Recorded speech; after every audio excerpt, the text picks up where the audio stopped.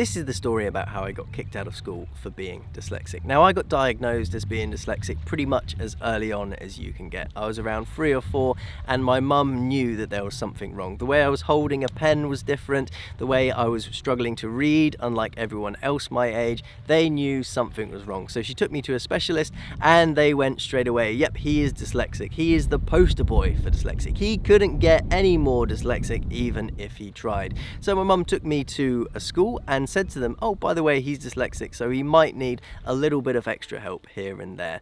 After about a year or 2 at being at that school, the school took my mum into the principal's office and my dad into the principal's office, and they said, yep, he is useless. There is absolutely nothing we can do for him at this school.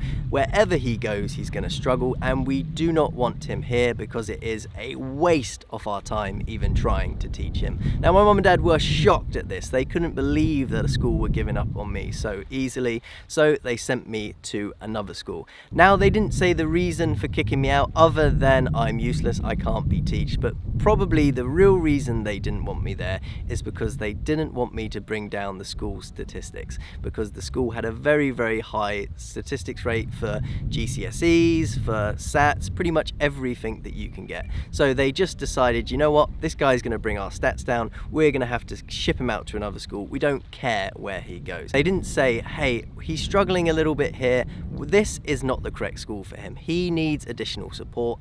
They just said, he's useless, we can't do anything here, and quite frankly, we just want to wash our hands with him. Now, before me getting kicked out of school, my mum ended up having a huge argument with one of my teachers.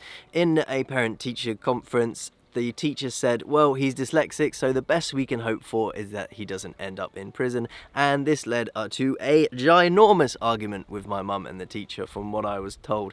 The school was definitely not the best, and I'm very glad that I didn't stay in the school and it was for the best anyway.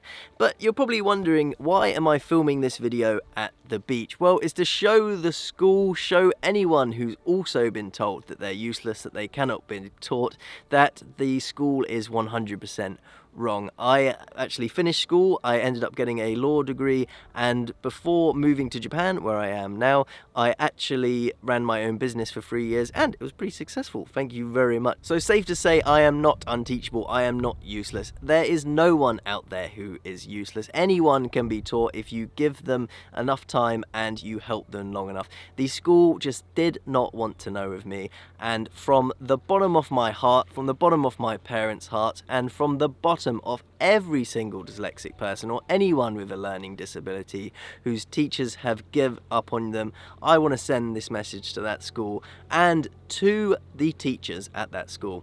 Fuck you. How could you give up on a student that easily? Bearing in mind, I was only 7 or 8 during this time. I was so young, and you're probably wondering, was I a chaos in the classroom? Was I a naughty little boy? No, I was a nice little boy. I still am a nice little boy. I didn't cause any problems for my teachers other than I wasn't learning fast enough. I wasn't writing quick enough. I couldn't do it at the speed that they wanted, and they just had zero patience for me. And I don't know why. The truth is, I'm a nice kid. I still am. So to anyone with a learning disability, to the parents of someone with a learning disability, to anyone who's been told that they are unteachable, you're not unteachable. You're going to be fine. Be patient with yourself. Be patient with your children, parents. My mum and dad deserve a medal for how patient they are with me.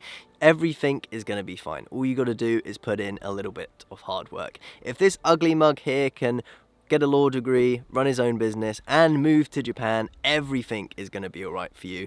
And to close off, I will teach you a Japanese word which they say here, which I wish we had in English. It is gambate, and it means fight. You can do it.